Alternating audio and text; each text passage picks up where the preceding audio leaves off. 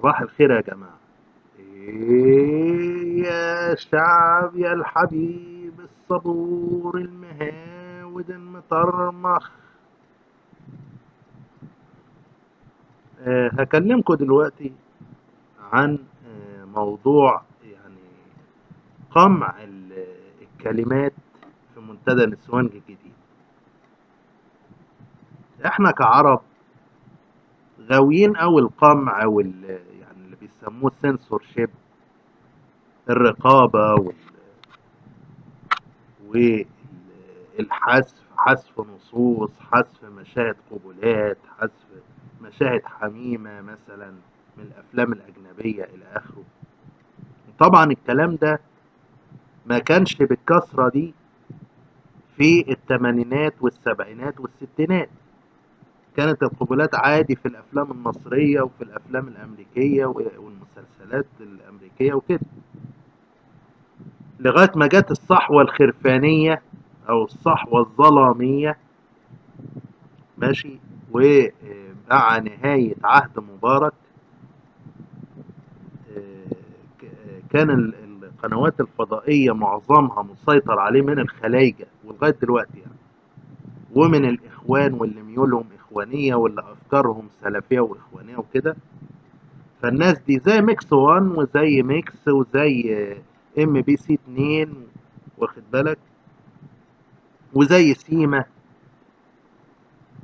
وزي ميلودي افلام كلاسيك مثلا،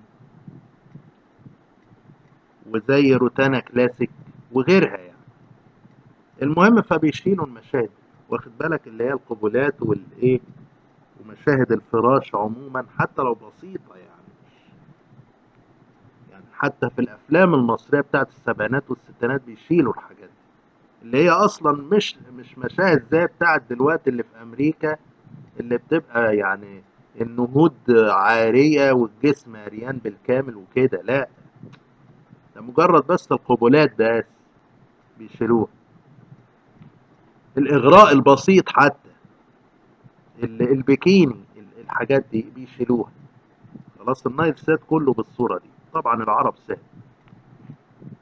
طيب أنا بتكلم دلوقتي، هرجع لك بقى لنقطة منتدى نسوانج الجديد والقديم، بس الجديد بقى فيه كمان زيادة. عملوا رقابة، وده طبعا مش موجود في المنتدى الاتروتيكا الأجنبي مثلا أو فينتج ايروتيكا فورم، سواء منتديات جنسية أو غير جنسية أجنبية.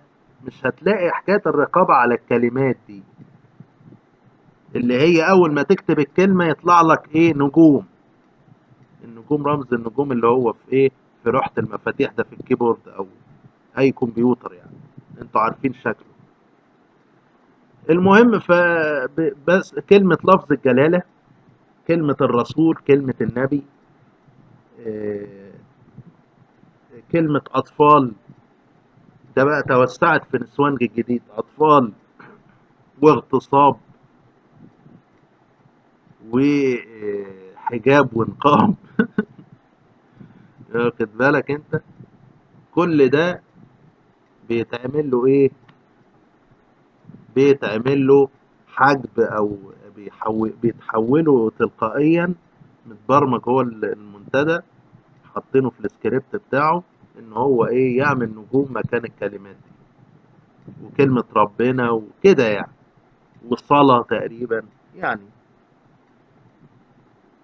خلاص، على اعتبار ان الجنس عدو للاله وعدو للملائكه وعدو للاسلام وعدو للدين ونجس ودنس والى اخره. فبالتالي كتير يعني لما تيجي تقرا تلاقي كلام كتير بالصوره الصعبه دي، عامل زي الافلام بتاعت سيما، وزي افلام ميكس 1 وميكس وام بي سي 2. في افلام ممكن ما تفهمش قصتها اصلا بسبب ان هي ايه؟ اتحذف نصها، او في الايه، في طريقه الحذف بتاعتها. لكن العرب غاويين السنسورشيب. خلاص، بيفكروني بايه؟ بالافلام البورنو اليابانيه مثلا، بتبقى دايما الجزء اللي هو القضيب دايما ايه، او او شفاه الفرج الانثوي الاتنين بيعملوا عليهم بلارنج كده يعني، تشويش كده، او خد بالك زي كده تشويش للصورة يعني، ضبابية كده بس، في الفيلم نفسه، حاجة يعني رخمة يعني، واخد بالك. فدي السنسور شيب اللي بنقول عليها. الرقابة عموما أنا ضدها، ماشي، في الأفلام، في السينما، في الأدب، في الروايات، في إلى آخره. وبالتالي وأنا ضد قانون ازدراء الأديان، وضد قانون خدش الحياء والكلام الفاضي ده كله. فأنا حبيت إن أنا أقول لكم مثل على التعتيق، يعني القمع أو الرقابة اللي موجودة في منتدى نسوانج الجديد. وفي القديم كان في شيء منها يعني، بس هي زادت وفاضت شوية في المنتدى الجديد. خلاص، منتدى نسوانج الجديد في حاجة كمان تضحك الحقيقة. أما تيجي تكتب من منتدى نسوانجي القديم، كلمة القديم بيخليها لك التاني. خلاص، التاني. طب ايه المشكلة في كلمة القديم يعني؟ واخد بالك، بعد ما الناس ابتدت تتحسر وموجة نوستالجيا كده يعني، وحنين للماضي، للزمن الجميل او للمنتدى القديم، ففجأة بقوا ايه، يغيروا الكلمة، يخلوها لك المنتدى التاني. طب انا هفهم ايه من كلمة المنتدى التاني؟ كلمة يعني كلمة قديم شتيمة يعني، ولا وحشة، عشان هم ما يقولوش ان هم المنتدى الجديد، ولا مش عارف يعني. ده الناس بتتبسط من كلمة الجديد يعني، ده مدح ليك ان انت جديد وهو قديم يعني. مش عارف، عقليات يعني. يعني ده يبين لك العقلية عاملة ازاي، وعقلية رقيب هي اللي بتعمل الحاجات دي. ودول غالبا بيبقوا مخابرات اصلا، هم اللي بيديروا المنتديات اللي زي منتدى نسوان الجديد. بيطلعوا في الاخر مخابرات، بيطلعوا في الاخر امن دولة، واخد بالك. وفي نفس الوقت بتبقى ميولهم اخوانية والسلفية. فحبيت اقول لكم يعني المعلومة دي، واظن ان في ناس يعرفوها، بس اللي ما يعرفهاش او عارفها. وحبيت اقول رأيي فيها يعني، واقول لكم سلام.